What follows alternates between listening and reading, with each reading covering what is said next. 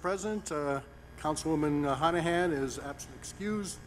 For those who are able, please rise for the Pledge of Allegiance and remain standing after the pledge. I pledge allegiance to the flag of the United States of America and to the republic for which it stands, one nation, under God, indivisible, with liberty and justice for all. Let's take a moment to remember members of our extended Borough family and the longtime residents who we lost over the last few weeks. Frank Benedict, formerly of Madison, passed away on June 27th, age 95. Born in New Haven in 1929, graduated from Hampton High School, spent 1 year at Philadelphia College of Pharmacy, and then attended Yale, graduating bachelor's degree, master's degree, and then a doctorate in theoretical physics in 1956. He's survived by his wife Barbara, his daughters Elizabeth, Mary Claire, and his son Andrew. And also survived by 6 grandchildren, 1 great-grandchild, predeceased by his son Edward. But began his long career at Bell Labs in Whippany in 1956 as a member of technical staff, eventually retired as department head. His work involved research on military systems for U.S. government, focusing on oceanography and nuclear missile defense. As it says in his obituary, his work was top secret, and he was good at keeping it secret, so that's all they're going to say about it. He was a resident in Madison for 54 years. He began his involvement with the borough with a charter commission, which then led to a term on the borough council, and then 17 years on the planning board, including time as a chair. He was also involved with the library, where he started a series of college-level mini courses with Drew University professors. He organized and ran this for more than 20 years. And he and his wife would have celebrated their 70th anniversary this year. We also remember Dave Carver, who passed away this weekend. Graduated University of Tennessee with a BS in accounting in 1983, MBA from FDU in 1990. Devoted to his wife Penny and any sports team wearing the Tennessee uniform. He also had 29 years of executive experience with pharmaceutical industry with Schering-Plough, Merck, and Novartis. He suffered a spinal cord injury in 2013 and taught us all how to be strong and to fight back. Although he was originally paralyzed from neck down, he eventually learned to stand and walk short distances. That profound courage didn't stop him from serving as visionary responsible for the recreational girls softball program in Madison. He introduced that sport to thousands of young girls over the years as coach, mentor, and board member. He did whatever it took to give the girls the same opportunity to participate in sports that the boys had taken for granted for years. He served on our Recreation Advisory Committee from 2015 until his passing, serving as chair for most of that time. He also served on Open Space Recreation Historic Preservation Advisory Committee from 2008 to 2013, and the Board of Health from 2009 to 2012. His death is a huge blow to those families and the Madison community as a whole. In his honor, I will be asking for all the borough flags to be lowered on the day of his funeral. I will also encourage Madison residents on that day to wear Tennessee Volunteer Orange in his honor, so please do so. And on July 6th, we lost William Hussar Stevenson Pugh. Passed away. William was born in 1939 in Baltimore. Jim Burnett is his very proud son-in-law. William resided in Lutherville, Maryland, and Oxford prior to moving to New Providence. He ended up in Camp Norway on Lake Fairleigh in Vermont in 1952, a place that became an essential part of life. It's where he met his wife, Jerry Ann, at a camp dance, and the two owned and operated the same summer camp he attended as a child for more than 22 years. And that's where he enjoyed the final days of his life surrounded by family.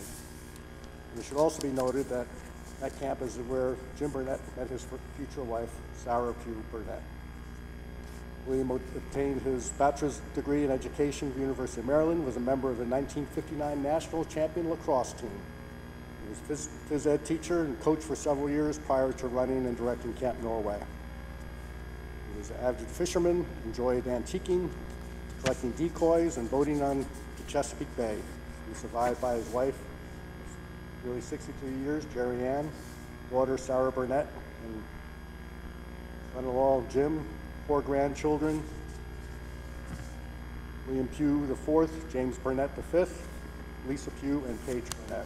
So let's take a moment to remember Frank Benedict, Dave Carver, and William Pugh, and let us now pass our thoughts on the families and friends that they leave behind.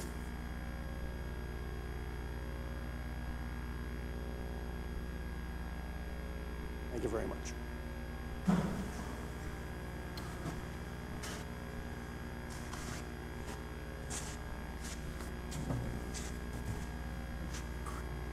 I have a motion for the executive minutes of May 29th and executive minutes of July 8th, 2024. So moved. Second. Second. All in favor? Aye. Need a motion for the regular minutes of May 29th, 2024. So moved. Second. Any direct discussion, corrections, or changes? All in favor? Aye. And a motion for the regular minutes of July 8th, 2024. So moved. The corrections or changes? All in favor? Aye. All right, welcome all. Take a break from the humidity outside and the thunderstorms of today. I want to thank Council President Eric Range for covering the last 2 minutes. The one in June allowed me to attend the League of Conservation Voters annual gala. I am the chair of the 501c3 board, so I was able to welcome many guests there. And then the July 8th meeting, I was joined R&R. So thank you very much, Eric, and I'll try to live up to the standard you have set and see if, as I said earlier, that being a mayor is like riding a bicycle. You just get right back on there again. I just want to share this past Friday, which was not necessarily a typical day, but it was a classic mayor day. So I come in the office around 10 o'clock and catching up on email. At noon, I joined members of the Madison's Colombian community on the plaza out front for the celebration of Colombia's Independence Day, which was Saturday. The celebration included dancing, which my legs are still recovering, and Brian in the audience, I think, has got some video of that. So the check is in the mail to keep that hidden, but that was a lot of fun, and I'm so glad we were able to celebrate such an important day in our Colombian residents' lives. And then, so after I recovered from the dancing, at 2 o'clock, I was at Sunrise in Madison to present a proclamation in honor of residents' 100th birthday, and this was the third 100th birthday celebration in the past year, so it's become pretty much a regular thing. And then at 3 o'clock, I was back here to officiate a wedding. And then at 4 o'clock, another wedding. So it was just a busy day in the life, all in a day's work. And the last thing is just a reminder that this is a 5-Monday month, which means there's going to be extra week in between meetings. Our next council meeting will be in 3 weeks on August 12th, and that will be our only council meeting in August. That's all I've got right now. Move on to reports from committee, public safety, Council President Range. Thank you, Mayor. Just a reminder that in 2 weeks, on Tuesday, on Tuesday, August 6th, we'll be hosting National Night Out on Waverly Place. We have a great night set for our residents and visitors, which will encompass lots of activities for children. We have many law enforcement and public safety partners that will be set up and ready for demonstrations. There are also community partners that will have sections where they will be presenting their organizations. There will be food, ice cream, and refreshments available. The Madison Police Department looks forward to this night every year, and they cannot wait to see residents and speak with them during National Night Out. We hope to see everyone there, and you can feel free to get a feel of what our department does, speak with officers, and hear what services the department can provide to the community. During the month of July, Madison Police Department will be hosting 2 training days where the full department will receive a refresher on criminal justice reform and its processing and procedures. The presenters are several assistant prosecutors from the Morris County Prosecutor's Office. Madison Police Department is one of a few departments that will be voluntarily refreshing their entire department on these directives that became effective on January 1st, 2017. Criminal justice reform shifted from a system that relies principally on setting monetary bail as condition of release to a risk-based system that is more objective and thus fair for defendants because it is unrelated to their ability to pay monetary bail. And from the fire department tonight, so far in the month of July, the fire department has responded to 153 calls. This includes 52 fire calls and 72 EMS calls. 76 people have been transported to the hospital so far this month. The fire department has responded to a total of 1,217 incidents this last year so far. The fire department will be partnering with the police department on National Night Out on August 6th, so they too are looking forward to seeing everybody on Waverly Place. The fire department is working closely with the Board of Education to help the ongoing construction projects at the school and ensure that fire alarm systems and other critical emergency systems are maintained without any interruption. The fire department is finalizing its switchover to a new incident reporting system, which will be federally mandated for all agencies by the end of this year. And good news on the volunteer front that 3 new volunteer firefighters will begin their training at Morris County Public Safety Training Academy next month. And just a brief note from the joint court tonight, we've seen a significant increase in the fees collected year over year for the month of June. While there has been a small increase in cases, much of the revenue increase continues to be from collecting past due and other delinquent payments that are now being collected after the pandemic era pause of delinquent notices being issued by the state. And now that that has come to an end, people are actually paying their outstanding fines and other fees. That's all tonight, Mayor. Thank you. Very much. Finance Borough Clerk. Thank you, Mayor. The tax collector reports that tax bills were mailed out on July 17th. If you've not received your tax bill, you can call the tax collector's office to request a copy. The third quarter grace period is through the end of the business day on Monday, August 12th. Payments received after this will be charged interest back to the due date of August 1st. And as a reminder, the tax collector cannot accept postmark or post-dated checks. In the tax bill mailing, taxpayers received the borough's one-page budget summary. It's an informative, easy-to-read snapshot highlighting municipal services, grants received, and projects in progress around the borough. This document can also be found on Rosenet. A flyer called Your Tax Dollars at Work, a report from the Board of Ed, was also included with the tax bills. The tax collector also reports that the annual tax sale will be held on October 3rd. On that day, any property owners with unpaid 2023 balances on their taxes or utilities will have a lien placed on their property. Warning letters were sent out last week to properties in danger of going to sale, and official tax sale notices will be mailed to the remaining owners in 2 weeks. The tax sale process is a way for municipalities in New Jersey to obtain the full amount of property taxes and other charges needed to support the annual budget, while providing the property owner with additional time to pay off what they owe. Thank you, Mayor. Thank you. Public Works and Engineering, Mr. Landrigan. Thank you, Mayor. From Public Works, the road department assisted the electric utility with installing conduit on Cook Avenue, part of the parking lot project. The road department assisted the water utility group with installing a new fire hydrant in the Cook Avenue parking lot. The Parks Department is continuing working on the recreational fields so they are playable for all sports teams. And finally, Public Works is working with the Environmental Committee to remove invasive plants at Gibbons Field Pine Park. Thank you, Mayor. Thank you. And Utilities and Community Affairs, if you have that, Mr. Halapudis. Yes, sir. Thank you, Mayor. Welcome everybody from the public, council. From the electric utility, very good news to report that the electric utility is helping out a lot at the Cook Avenue parking lot reconstruction. You know that it's currently under construction with the goal being to have all work completed in time for the holiday shopping this fall, prior to the start of the holiday shopping season.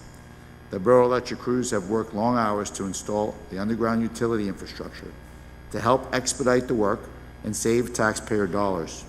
The short-term inconvenience will be far outweighed by the permanent improvements with an up-to-date, safer parking lot.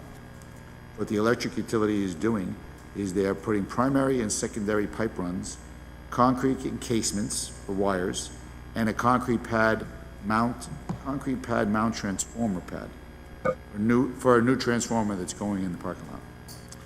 The crews are setting up for new wire poles at the Cook Avenue lot and setting the new transformer in place. Around the borough, line clearance has been completed in the north section of town and is now commencing towards the west section of town. The crews have completed their 9th week of trimming. From the water utility, the borough has 5 wells to provide drinking water to our residents. During the summer months, we need all 5 wells to keep up with the demand. We routinely pump over 3 million gallons daily of water, a tremendous amount of water. One of our wells, Well B, has been under construction and reconstruction and is in the process of being hopefully finished soon. The project is almost completed, but the pumping capacity is not back to normal. At the last council meeting, a contract was approved with a company named Subsurface Technologies. They're going to scrub the inner casings of the well and the screens with a specialized chemical treatment, which does not affect water quality, but hopefully will increase capacity back to its historic levels. During the summer months, it's helpful for residents to adhere to the borough's voluntary conservation program and limit water usage for non-essential functions like lawn watering, car washing, etc. In the coming weeks, the borough will be exploring a program to encourage water conservation focused on the high consumption customers. Lastly, our new vendor, MeterTech, has started installing more new water meters throughout the town. Their representatives will have identification on them and advance appointments can be scheduled. They're off to a great start. In addition, hydrants throughout the town continue to be given a fresh coat of paint and have maintenance performed. The water department continues to respond to markouts and calls from residents, and they started lead and copper sampling throughout the town at designated sample locations. That's all on the water and electric, Mayor. From the Downtown Development Commission, we have a few things to report. Again, just to reiterate that we reinvented the Madison Farmers Market for 2024. It's called the Madison Farm and Artisan Market, and it's been open for business every Saturday since the beginning of June, and it goes through December 14th. It's in the Prospect Street parking lot from 9 a.m. to 2 p.m. Please check out all the great new and returning vendors, great music, sense of community. It's done very well, and a lot of residents have thanked us for giving them an opportunity to attend who could not make it in the past during weekdays. Planning is underway for Bottle Hill Day. Even though it sounds early, there's a lot of planning to schedule this major event for the borough. On October 5th this year, mark your calendars. More information regarding the vendor applications and event sponsorship is posted on rosenet.org. The Downtown Development Commission will meet again on July 18th at 7:15. Oh, we already did that. Madison Community Arts Center, the monthly music open mic is scheduled for, I don't know what date. Sorry, Mayor. Next up for the Summer Outdoor Concert Series is the Alvarado Spanish Dance Theater. I think that happened already, too. I'm getting old news. Sorry, Mayor. That's all right. They sent me an old report. Sorry about that. 3 straight weeks of youth theater at the center of Madison Arts and Cultural Center. July 26th, which is this week, is Work of Heart Productions, and they will present Shrek, the musical. And then Spotlight Kids returns with Alice by Heart, August 2nd to 4th. And events for the entire year can be viewed on the MCAC landing page at madisonartsnj.org/MCAC. Thank you, Mayor. And Health, Mr. Forte. Thank you, Mayor. 92 mosquito pools in New Jersey have tested positive for West Nile virus in 2024, which is higher than the 5-year average. And while no human or animal cases of West Nile virus have been reported in New Jersey this year, the Health Department would like to remind residents to continue to use insect repellent when outdoors and to eliminate conditions that allow for standing water on their property. The CDC reports that COVID percent positivity is now at 11%. We are seeing an increase in COVID cases locally, and while hospitalizations and deaths remain low, residents should still take steps to protect themselves. More information can be found on the Health Department website. Thank you. Thank you. Communications petitions. None received, Mayor. Thank you. Now we're on to our first of two invitations for public comment. This is limited to our agenda discussions and resolutions. There are no agenda discussions, so you can't comment on that, but you may comment on these resolutions. Resolution 217, authorizing execution of amended settlement agreement with Midwest Construction. Resolution 218, authorizing purchase of police vehicle accessories for the police department through co-op pricing in the amount of $13,000 and change. Resolution 219 is authorizing renewal of contract with Seal Power for energy audit services. Resolution 220 is authorizing the 39th annual Geraldo Farms Run on Sunday, November 10th. Resolution 221 is granting Turn the Town's Teal permission to tie ribbons around trees in the streets of Madison from September 1st through September 30th in support of their Turn the Town's Teal campaign to fight ovarian cancer. Resolution 222 is appointing John Carlson as part-time per diem EMT. Resolution 223 is ratifying the appointment of intern Iris Bakula as part-time unpaid intern for the police department. Resolution 224 is ratifying the appointment of intern Katie Molnar as part-time unpaid intern for the police department. Resolution 225 is approving raffle license for the application by the PBA Local 92 for September 4th through 8th. And Resolution 226 is approving raffle license submitted by the Madison Elks Lodge in Madison to conduct daily instant raffle games, including Sundays. And Resolution 227 is accepting the resignation of Director of Technology James Sanderson, which is effective immediately. So you may comment on any of those resolutions. If you wish to comment on those resolutions, please step forward, state your name and address, and write the same on the clipboard, and then state the resolution you're speaking to. If you want to comment on anything else, that will be coming up shortly. Seeing none, I close this part of the meeting. Again, there is no agenda discussion, so we move on to ordinances for hearing. Will the clerk please read the statement? The ordinance is scheduled for hearing, were introduced by title and passed on a first reading at the regular meeting of the council held on July the 8th, 2024. They were posted and filed according to law, and copies were made available to the general public requesting same. I call up ordinances for second reading and ask the clerk to read said ordinance by title. Ordinance 21-2024. Ordinance of the Borough of Madison appropriating $900,000 from the Electric Utility Capital Fund Reserve for sustainability projects to particularly fund the MRC Solar Carport Project. Partially fine. Partially fund, excuse me, not particularly. I open the hearing. Anyone wishing to comment on this ordinance, please step forward. Seeing none, I close the hearing. Mayor, I move ordinance 21-2024. Second? Any council discussion? Roll call vote, please. Ms. Ehrlich? Yes. Mr. Landrigan? Yes. Mr. Range? Yes. Mr. Harlan-Pudis? Yes. Mr. Forte? Yes. I declare ordinance 21-2024 adopted and finally passed, and ask the clerk to publish notice thereof in the newspaper and file the ordinance according to law. Ordinance 22-2024. Ordinance of the Borough of Madison amending and supplementing Chapter 176 of the Borough Code entitled Towing and Storage, and repealing and replacing towing operator application form. I open the hearing for ordinance 22. Anyone wishing to comment, please step forward. Seeing none, I close the hearing. Mayor, I move ordinance 22-2024. Second. Any council discussion? Roll call vote, please. Ms. Ehrlich? Yes. Mr. Landrigan? Yes. Mr. Range? Yes. Mr. Harlan-Pudis? Yes. Mr. Forte? Yes.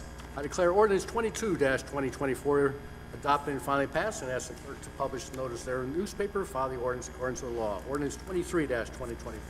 Ordinance of the Borough of Madison amending and supplementing Chapter 98 of the Borough Code entitled Filming, and repealing and replacing the filming application form. I open hearing on ordinance 23. Anyone wish to comment, please step forward. Seeing none, I close the hearing. Mayor, I'd like to move ordinance 23-2024. Second? Any council discussion? Roll call vote, please. Ms. Ehrlich? Yes. Mr. Landrigan? Yes. Mr. Range? Yes. Mr. Harlan-Pudis? Yes. Mr. Forte? Yes. I declare ordinance 23-2024 adopted and finally passed, and ask the clerk to publish notice there in the newspaper and file the ordinance according to the law. Ordinance 24-2024.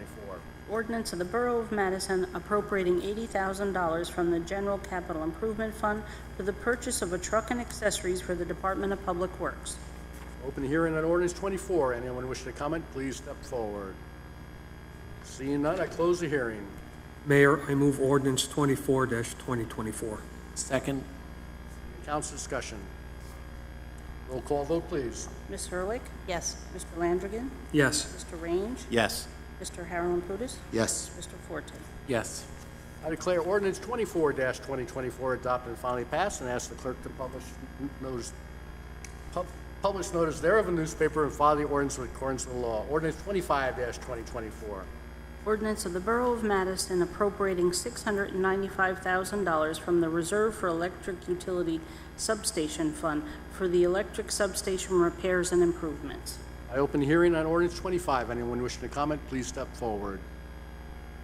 Seeing none, I close the hearing. Mayor, I'd like to move ordinance 25-2024. Second. Any council discussion? So can we elaborate a little bit on the repairs that we're going to be doing? Because sounds pretty extensive. Might not be, but Jim? Okay, you want to get to a microphone and outline those repairs? I think that'll be helpful. $695,000. Yes, maybe just a few new outlets in some of the buildings. Thank you, Mayor and Councilman Harold Putis. The repairs include capacitor banks. They include items that we have to do as a repair for part of our interconnection agreement with JCP&L. We have an interconnection agreement that requires that we do certain repairs right away. It is also, there are other items that are listed on the 5-year capital plan that this will fund as well. A number of smaller repairs and other items that need to be done. Connectivity between the two substations is important and needs to be improved, and that requires a lot of work to be done on the communications side. So those are kind of the main things that need to be done. So is this our crews doing this, or we're getting contractors? Both. Outside? Both, Jim? yes. Okay. All right, I guess it's important. Thanks. Yep. Thank you. Any further discussion? Roll call vote, please. Ms. Hurlick? Yes. Mr. Landrigan? Yes. Mr. Range? Yes. Mr. Harold Putis? Yes. Mr. Forte? Yes. I declare ordinance 25-2024 adopted and finally passed, and ask the clerk to publish the notice there in the newspaper and file the ordinance according to the law. Now on to our second invitation for public comment. This is when you may comment on any topic. Same guidelines apply. Come up, state your name and address, write the same on the clipboard. Try to keep your comments to 3 minutes, but we do give you a 1-minute grace, and we'll stop you at 4. We don't start till I sign in. We don't start until you sign it, yep. Or until after you state your name. In case you ended up with a long name, we give you a Kathy Cacavalli, 82 Central Avenue, Madison. I'm here to talk about water tonight. Let's be real. Madison gets its water from a sole source aquifer. That means that the EPA has determined that there is no other source for our water than our aquifer. Of course, we can buy water from a purveyor who gets it from reservoirs and other sources, but that would be costly. In Madison, we are proud of our public wells, which draw from the Buried Valley Aquifer system. In order for that system to remain adequate, we need to be aware of how it replenishes and how much it can supply without reaching critically low levels. At one time, we could see the water from the first artesian wells flowing out of the ground. Over the years, we have had to dig our wells deeper and deeper, which means that the aquifer's level is dropping. As development pressure grows, this will put additional stress on our water system. So we can't afford to lose the areas that offer us the best chance of replenishing the aquifer. Think of it as a seesaw. Groundwater infiltration from rain replenishes the aquifer. Overuse depletes it. We want the seesaw to tip in favor of replenishing, not in favor of depleting. In order for rainwater to replenish this aquifer, it has to be able to reach the aquifer. Where and how can it best infiltrate into the ground and the aquifer? Where the conditions are favorable. And the most favorable conditions can combine forest cover with sandy and loamy soils, not clay-based. Where can we find these in Madison? The highest groundwater recharge rates are in the Drew Forest, at Summerhill Park, and at Giralda Farms. There are also high, but not highest, recharge rates that can be found at St. Vincent's Cemetery, Bailey Ellard Fields, the Madison Recreation Complex, and portions of Drew University along Madison Avenue. What are the least favorable conditions for groundwater recharge of our aquifers? Impervious cover and stormwater runoff. Stormwater runoff carries rainwater into our storm drain system, which ultimately drains to water bodies such as the Passaic River and Black Brook.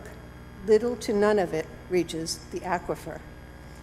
What's so bad about impervious cover? Well, it facilitates stormwater runoff and degrades water quality. The Rutgers Water Resource Program has indicated that at 10% impervious cover, water quality in our streams begins to degrade. degrade. Overall, Madison is at 35% impervious cover. That is another reason we cannot afford to lose pervious areas with good infiltration, such as the Drew Forest. 1 minute. Oh, and by the way, lawns are not much better than impervious cover when it comes to stormwater. Statistics show that lawns absorb only 10% of the amount of water of a natural landscape such as a forest, and often introduce chemicals such as pesticides and fertilizers into our waters. We want to protect our water quality as well as our water quantity. Let's work hard to preserve the Drew Forest and help keep the seesaw in balance. Thank you. Thank you very much, Kathy. Anyone else wishing to comment, please step forward.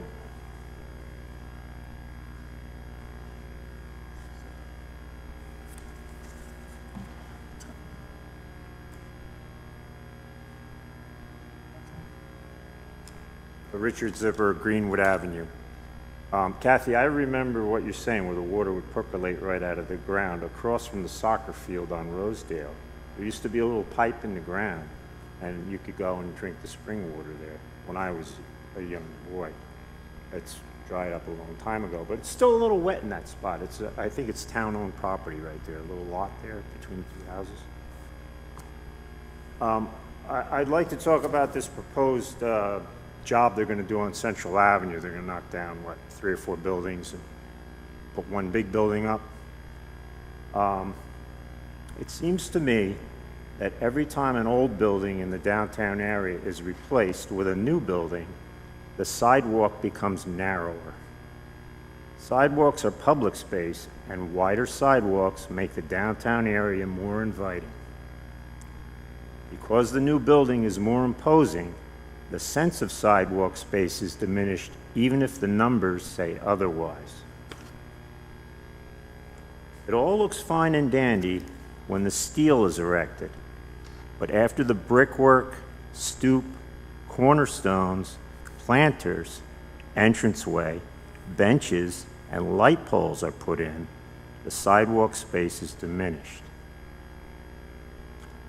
Developers want to maximize the square footage of the interior of the building. Only our borough engineer can absolutely determine proper location, and I implore him to make a careful study before the foundation and steel are put in on the proposed Central Avenue building project. Perhaps the planning board can somehow induce the builder to prioritize sidewalk space. Not only will it improve Madison, but it could make the building more attractive. Thank you. Thank you, Richard. Welcome back. So we've got 2 members of the planning board here, Eric Range and myself, so thank you for the message, and certainly that was part of the discussion at the hearing last week on the sidewalk width, and we will make sure that message gets delivered. But encourage you to also, you can attend the planning board meeting virtually if you want to share those thoughts directly with the planning board. Well, that was the other thing I wanted to mention. The pandemic's way behind us, and the zoning board and the planning board are still Zooming their meetings, and that is probably not good for all residents. Maybe they could compromise and maybe have every other meeting as a in-person meeting and then Zoom the other times. Thank you. Yeah, land use boards have continued to be virtual. One of the things we have found that the presentations of plans and all that work very well, because the in-person, the audience and the planning board may not necessarily have seen the same thing, but now everyone sees the same thing at the same time. Certainly both boards will be meeting virtually through 2024, and we review that on an annual basis. Thank you. Anyone else wishing to comment? Please step forward. Seeing none, I close this part of the meeting, and we move on to introduction ordinances. Will the clerk please read the statement? The ordinance is scheduled for first reading, have a hearing date set for August the 12th, 2024. All will be published in the Madison Eagle, posted on the bulletin board, and made available to members of the public requesting copies. I call up ordinances for first reading. Ask the Borough Clerk to read said ordinance by title. Ordinance 26-2024. Ordinance of the Borough of Madison adopting the redevelopment plan for certain property located at Block 3303, Lot 2, as shown on the official tax map of the Borough of Madison pursuant to the local redevelopment and housing law, NJSA 40A:12A-1-89. Mayor, I move ordinance 26-2024. Second. Council discussion. This is related to what is known as Giralda 1, the office buildings on faces Madison Avenue. And the way this process will go, or if the ordinance is introduced tonight, it will go to the planning board for review with to verify it is not inconsistent with the master plan, and then comes back here for final reading and adoption. Any other comments? Roll call vote, please. Ms. Hurlick? Yes. Mr. Landrigan? Yes. Mr. Range? Yes. Mr. Harlan-Pudis? Yes. Mr. Forte? Yes. Ordinance 27-2024. Ordinance of the Borough of Madison appropriating $120,000 from the General Capital Improvement Fund for repair and replacement of sewer lift station valves and accessories. It's a lift station. Mayor, I move ordinance 27-2024. Second. Council discussion. Roll call vote, please. Ms. Hurlick? Yes. Mr. Landrigan? Yes. Mr. Range? Yes. Mr. Harlan-Pudis? Yes. Mr. Forte? Yes. Consent agenda resolutions. Will the clerk please read the statement? Consent agenda resolutions will be enacted with a single motion. Any resolution requiring expenditure is supported by a certification of availability of funds. Any resolution requiring discussion will be removed from the consent agenda. All resolutions will be reflected in full in the minutes. Mayor, I move the consent agenda resolutions 217-2024 through 227-2024. Second. Any discussion or any that need to be pulled?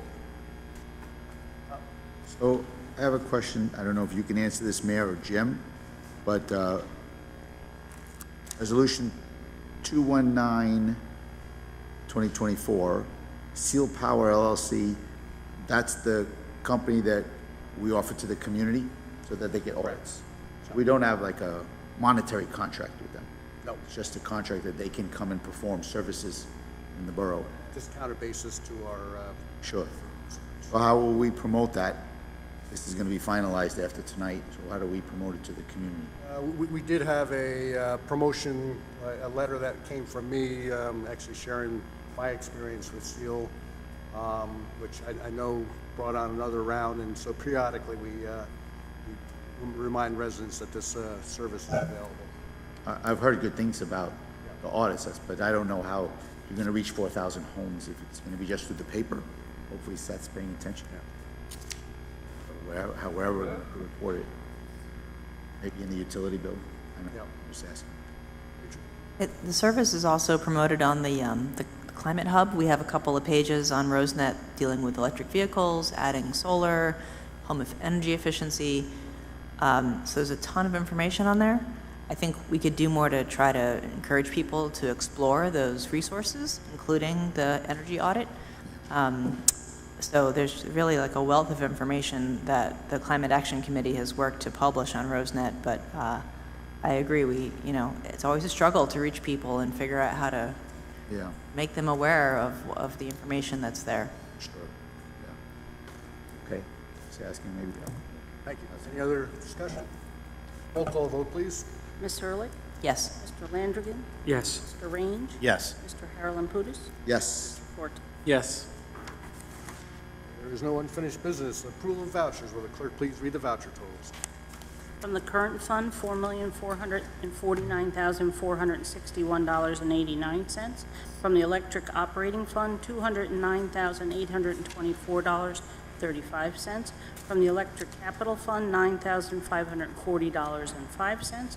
Water operating fund, $54,772.81. And from the trust, $33,493.80. The total is $4,759,092.90. Mayor, I move approval of the vouchers. Second. Discussion? Roll call vote, please. Ms. Ehrlich? Yes. Mr. Landrigan? Yes. Mr. Range? Yes. Mr. Harlan-Pudis? yes, Mr. Forte? Yes. All right, under new business, one, I'd like to announce the following appointment, which is the mayor's appointment to the Madison Housing Authority, Caridad Reyes, for a 5-year term through August 10th, 2029. And also would like to make the following appointment, requesting council confirmation also to the Madison Housing Authority, Mark McBride. This is also a reappointment for a 5-year term through August 10th, 2029. Mayor, I move the foregoing appointment. Second. All in favor?